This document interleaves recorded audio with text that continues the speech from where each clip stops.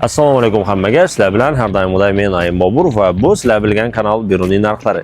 Bugungi videomizda biz sizlar bilan birgalikda Biruniyda rastushovka, ya'ni qosh chizatan salonchilarimiz bir oyda necha so'm pul to'ladi ekan degan savollaringizga javob topamiz. Va bizlarning bugungi manzilimiz Hafta bozordagi Dilafruz go'zallik saloni bo'ladi. Manzildan başında eslatib o'tib ketaman. Buyog'imiz Hafta bozor, hammamiz bilatag'in Glavniy darvoza. Shuning yanında bo'ladi. Manzil dim oddiy, dim ansat, tovush qiyin emas. Xo'p, rastushovka chizatalla necha so'm to'ladi deb o'ylaysiz? Siz shuni o'ylab turing, o'ng'achimizda ichkariga kirib intervyu olib chiqamiz. Avvalambor, assalomu alaykum. Assalomu alaykum. Sizni kameraning orqasidan, ya'ni ekranda ko'rib turgan, birinchi marta ko'rib turgan insonlarga o'zingizni kim deb tanishtirasiz? Dilafruz salonchi deb tanishtiraman. Hamma shu Dilafruz salon desa taniydi. Shunda salonchilar bir oyda necha so'm pul topadi? Ya'ni siz 10 millionga yaqin topsak kerak. Hisoblab ko'rmaganman. saloningizda nuni ishingiz shunda, shu ko'rib turgan, kuzatib turgan ayol qizlarimiz uchun saloningizdan manfaatli nular bor. Asosan nu ishingiz sizni qanday master deymilar? Shu nuning masterisiz.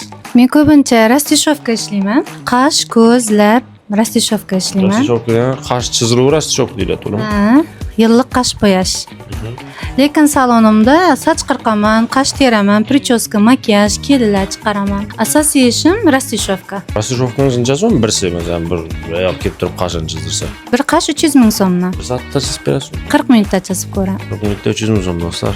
Kelin necha so'm ishlab berish? 1 milliondan chiqaramiz. To'yini barib ishlab beraman. Eng qimmatga chizgan qashingiz necha so'm?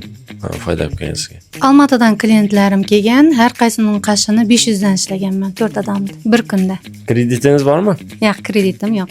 Kredit yo'q odam bor ekan u mana. Kredit bormi yo'qmi? Siz ko'rib turgan aynan sizda kommentga yozib qoldiring. Keyin pastda o'zining akkauntlarini ham qoldiraman. Akkauntini o'tib ishlaridan ko'rib baho berishingiz mumkin va sizga kerak bo'ladigan bo'lsa telefon nomerlariga bog'lanib, Instagramni o'zina yozib turib bemalol yozib qo'yishingiz mumkin bo'ladi. Keyingi videoda kim chiqsa qiziqroq, foydaliroq bo'ladi sizningcha? To'g'risi, menga endi kimning qancha pul topish qiziq emas, lekin salonchilar chiqsa yaxshi bo'ladi. Liza salon. Unda keyingi videomizda Liza opamiz bilan video etishga maksimal darajada harakat etib ko'ramiz. Siz kommentga yozib qoldiring va biz shunsan bilan ko'rishamiz. Kommentga ketdik.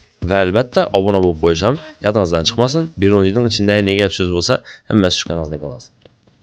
Rahmat.